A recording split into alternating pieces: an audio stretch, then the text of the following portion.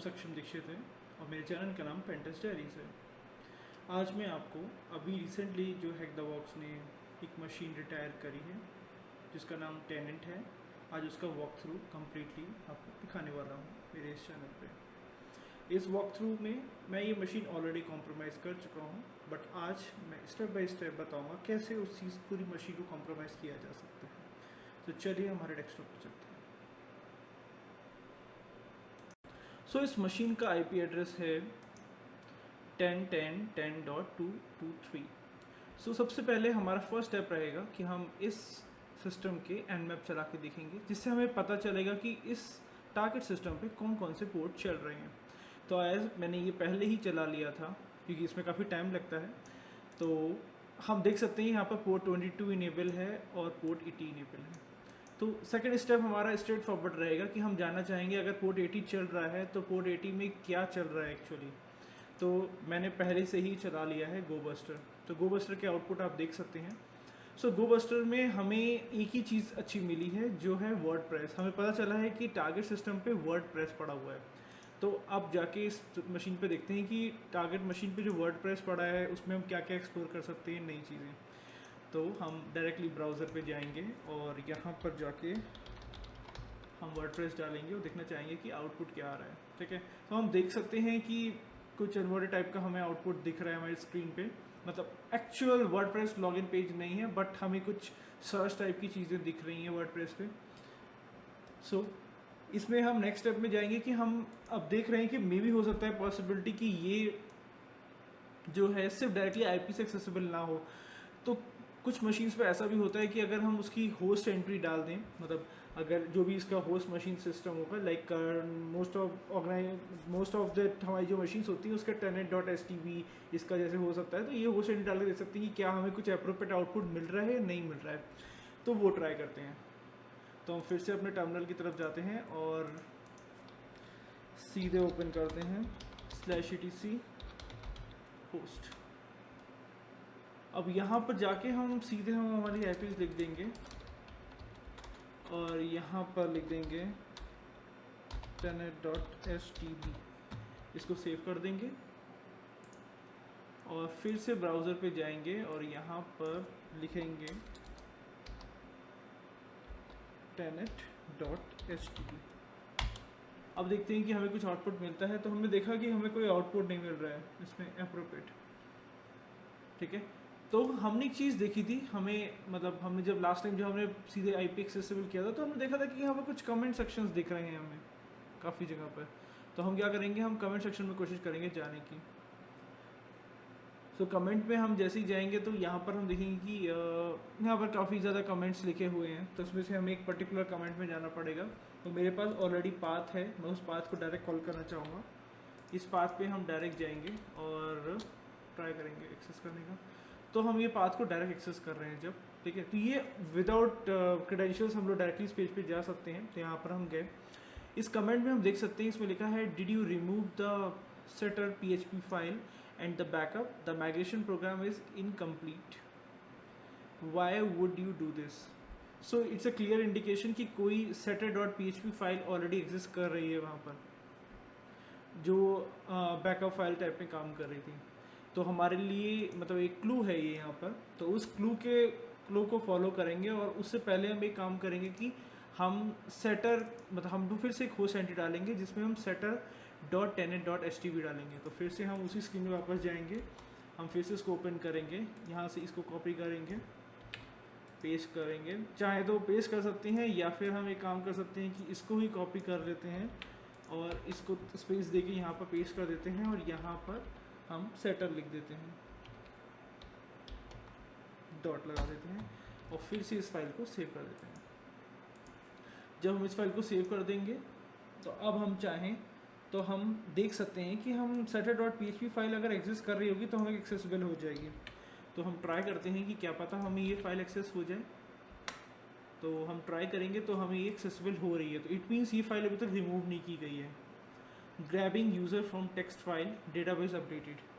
तो यहाँ से हमें एक क्लू मिला है कि हम एक तरीके से इस यहाँ पर ये फाइल को मतलब ये एग्जिस्ट कर रही है, तो मे बी इस फाइल के अंदर कुछ हार्ड कोडेड हो सकता है। तो हम क्या करेंगे, इस फाइल को डायरेक्ट डाउनलोड कर लेंगे। हम यहाँ से पाथ उठाएंगे, वापस जाएंगे और यहाँ पर पेस्ट कर देंगे और इसके आगे हम बैक लगा देंगे एंड देन डाउनलोड कर लेंगे। हमारी ये फाइल डाउनलोड हो गई है। अब ये फाइल हमारी डाउनलोड हो गई है, हम इस फाइल को एक्सेस करना चाहेंगे, देखना चाहिए कि इस फाइल के अंदर है क्या एक्चुअली। तो हम डायरेक्टली इसको गेट एड से एक्सेस करने की कोशिश करेंगे, इसको ओपन करेंगे और इस कंटेंट को हम पढ़ सकते हैं। ये एक्चुअल PHP में लिखा गया है, इसका लॉजिक पढ़ सकते हैं, मैंने ऑलरेडी लॉजिक रीड किया हुआ है। तो इसके थ्रू हम देख रहे हैं कि अगर हम इसके अंदर कुछ तरीके PHP बेस्ड शेल डाल देंगे इसकी हार्ड कोडेड करके सेम फाइल, एंड देन उसके बाद हम ट्राई करें, तो उसके बाद हम लोग किसी भी तरह से कंट्रोल ले सकते हैं, मतलब इसी चीज़ को यूज़ करके हम डायरेक्टली कंट्रोल लिया जा सकता है। तो हम वापस फिर से अपने टर्मिनल पे जाएंगे और हम PHP -e को रन करेंगे। फिर हमारी प्री डिफाइंड कमांड्स हैं, ये सारी कमांड्स मैं डिस्क्रिप्शन में डाल दूंगा और इवन मेरा वॉक थ्रू जो रहेगा उसमें मैं डाल दूंगा ताकि सब लोग देख सकें। इसके बाद हम लोग नेक्स्ट स्टेप में जाएंगे जिसमें हम एक rc.php फाइल बनाएंगे। इसके बाद हम नेक्स्ट लाइन में जाएंगे जहाँ पर हम बता देंगे कि हमारे, अब यहाँ पर एक चीज़ है कि इस कमांड को हिट करने से पहले हमें ये आइडेंटिफाई करना पड़ेगा कि हमारे सिस्टम का IP क्या है।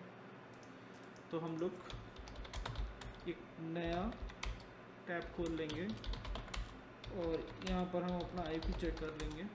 तो हमारा IP है 1626, तो हम यहाँ पर अपना IP मॉडिफाई कर लेंगे 1626 कर देंगे। once again वेरीफाइंग 1626 और यहाँ पर हम क्वाड 5 पे लिसन कर रहे हैं, तो हम वो लिसनिंग स्टार्ट कर देंगे क्वाड 5 पे, यहाँ पर एक लिसनर स्टार्ट कर देंगे एंड देन इसके बाद हम इस कमांड को फायर कर देंगे। अब हमारा क्लोज़र की तरफ है। अब हम जो भी हमने कमांड्स, हमने जो भी ब्रेसेस स्टार्ट किए थे उन ब्रेसेस को हम बंद करना स्टार्ट करेंगे एंड देन एंटर मारेंगे और लास्ट कमांड हम करेंगे। जो भी कुछ हमने लिखा है उसको URL एनकोडेड करना चाहेंगे तो हम डायरेक्टली ये कमांड फायर करेंगे हमारे टर्मिनल पे एंड दैट्स इट। जो हमें आउटपुट स्क्रीन पे दिख रहा है इसको हम कॉपी कर लेंगे और हमारे एक नोटपैड फाइल पे पेस्ट करके रख लेंगे ताकि हम इसको डायरेक्ट यूज़ कर सकें। तो मैं इसे नोटपैड पे पेस्ट कर देता हूँ। ओके, नाउ अब हम नेक्स्ट स्टेप पे जाएंगे। अब हमें क्या करना है, हम एक और इस वाले एक और टर्मिनल का टैब खोलेंगे। अब हमें उसी जो हमारी कमांड, जो हमारी फाइल थी setter.php, उसी फाइल को यूज़ करके हम ट्रिगर करेंगे हमारा रिवर्सल। ओके, सो अब हमारे पास स्ट्रेट फॉरवर्ड कमांड है, हम उस कमांड को यूज़ करेंगे।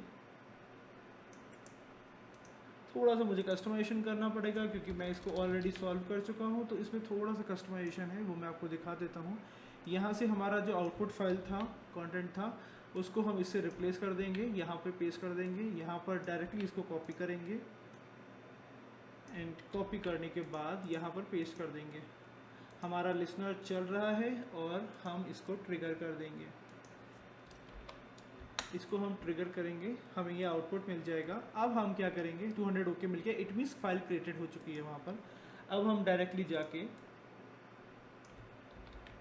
इस फाइल को, जो हमने rc.php फाइल बनाई है जिसके अंदर हमने रिवर्स लिखा है, हमारा रिवर्स शेल लिखी है, उसको हम डायरेक्टली कॉल करेंगे और जैसे ही हम उसे कॉल करेंगे हमें कंट्रोल मिल जाएगा, हमें रिवर्स शेल मिल जाएगा। अब हमें क्या करना है, सबसे पहले हमें इसको इंटरेक्टिव शेल बनाना है, तो हमें सबसे पहले हम ttby कमांड फायर करेंगे एंड देन इसके बाद हमें इंटरेक्टिव शेल मिल जाएगा। अब सबसे बड़ी बात क्या है कि हमें पता है ये वर्डप्रेस है, तो हमारे पास फर्स्ट ऑप्शन है कि हम वर्डप्रेस फोल्डर के अंदर जाके कोशिश करें कि WP एडमिन क्या हमें एक्सेसिबल है या नहीं है। तो अगर हम इसको एक्सेस करना स्टार्ट करेंगे तो हम देखेंगे कि इसके अंदर हमें कुछ वैल्यूएबल कंटेंट मिल सकता है, नहीं मिल सकता है। तो इस फाइल को जब हम रीड करना स्टार्ट करेंगे तो हम देखेंगे कि हमें यहाँ पर DB यूज़र मिलेगा। तो DB यूज़र जो हमारा है वो नाइल है, और DB पासवर्ड जो है वो भी हमें मिल गया है। तो हमें दोनों चीज़ें यहाँ से हमें मिल गई हैं। अब हमारा नेक्स्ट स्टेप क्या रहेगा, हम चाहेंगे कि हम स्विच यूज़र कर सकें, क्योंकि अभी हमारा सबसे लिमिटेड शेल है और हम इसके थ्रू कुछ भी नहीं कर सकते। तो हमारा फर्स्ट टारगेट रहेगा कि हम नाइल में जाएं। हमारे पास पासवर्ड ऑलरेडी है, तो हम इसका पासवर्ड यूज़ करेंगे।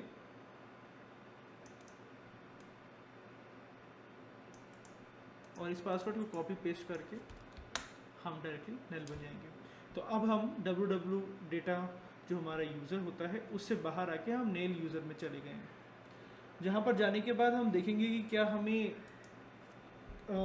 फ़ाइल एक्सेसिबल है user.txt, क्योंकि मोस्ट ऑफ द टाइम क्या होता है कि हमारा जो बिलो द रूट यूज़र होता है उसको user.txt फाइल एक्सेसिबल होती है। हम देखेंगे यहाँ पर जाके कि कौन कौन से फोल्डर्स हैं। तो हम देख रहे हैं कि यहाँ पर नेल करके फोल्डर है।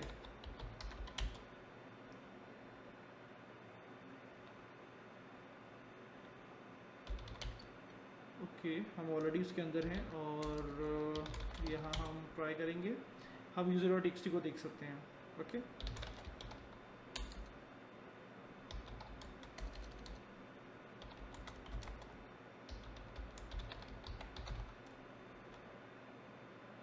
अब देख सकते हैं कि हम इसको देख सकते हैं, इसके राइट को देख सकते हैं। नाउ हम अब नेक्स्ट स्टेप के लिए, क्योंकि मैं इस फाइल को ओपन नहीं करूँगा, अब हम नेक्स्ट स्टेप के लिए जाएंगे। तो नेक्स्ट स्टेप हमारा सिंपल है कि हमें रूट बनना है। हम रूट कैसे बनेंगे, तो रूट बनने के लिए हमें यहाँ पर दिख रहा है कि यहाँ पर एक sh फाइल बनी हुई है, इनेबल ssh.sh एक फाइल बनी हुई है जिसके थ्रू जिसमें कोई पासवर्ड नहीं मांगा जा रहा है। अगर हम इसको एक्सेसिबल कर सकें और ये क्या है इसको एक्सप्लोर करेंगे, उसके थ्रू हम रूट लेवल राइट्स को अचीव कर सकते हैं। तो उस केस के लिए हम नेक्स्ट अब देखेंगे कि पहले हम देखना चाहेंगे कि उस फाइल के अंदर है क्या। तो उस फाइल को ओपन करते हैं, देखते हैं उसके अंदर क्या है। सो हम देख सकते हैं कि इस फाइल के अंदर बहुत कुछ लिखा हुआ है और सबसे मेन चीज़ जो है वो ये है SSH की जो यहाँ लिखी हुई है। ओके, तो हम देख सकते हैं ये हमारे पास है जो हम देख पा रहे हैं।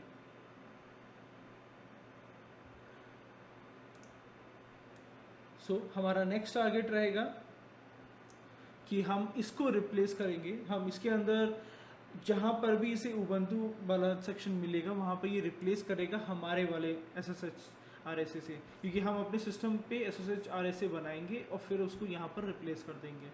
तो हम वो कैसे करेंगे अब देखते हैं हम लोग।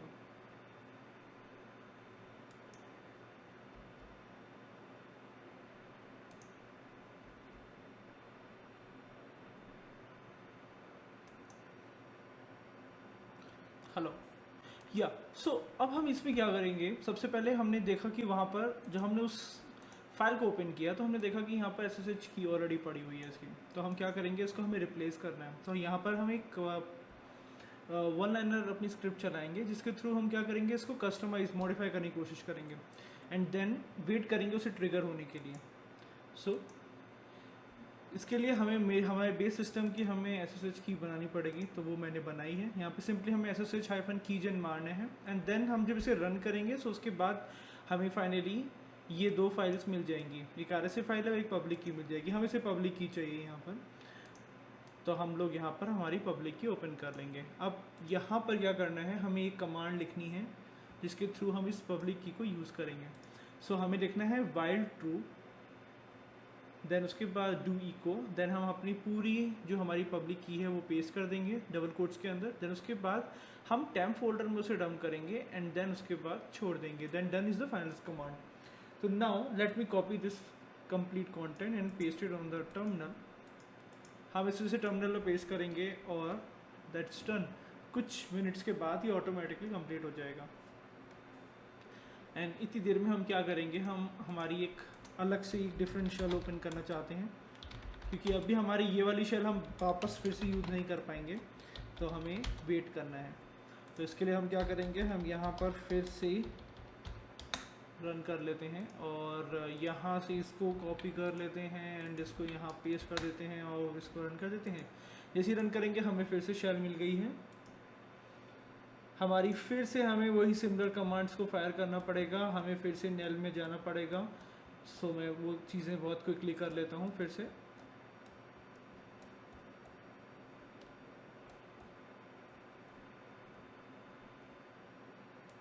pty shell हम डालेंगे। अब हम डायरेक्टली नल यूज़र में जाएंगे, इसका पासवर्ड हमारे पास है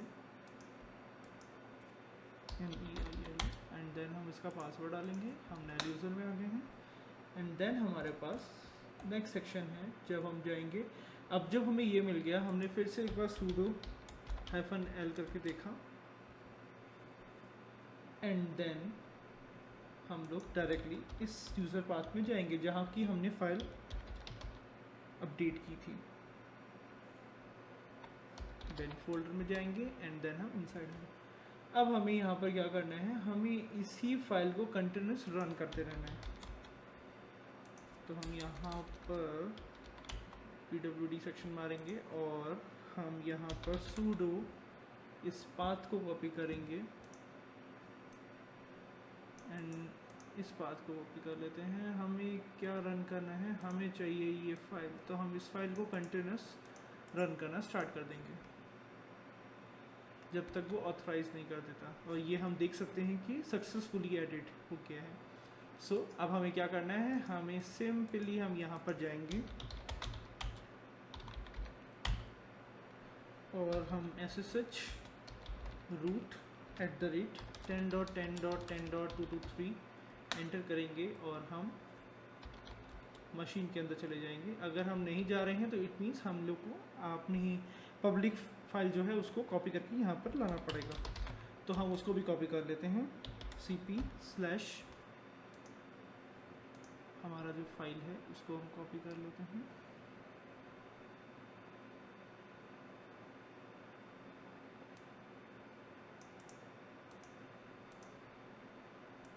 सो हमने यहाँ पर पेस्ट किया और देन उसके बाद सिंगल पेस्ट यहाँ पर बेस डायरेक्टरी में पेस्ट कर दिया।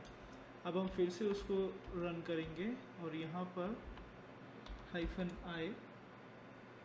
और id_rs से रन कर देंगे और अब हम हिट करेंगे फिर से। इसने पासवर्ड मांगा है,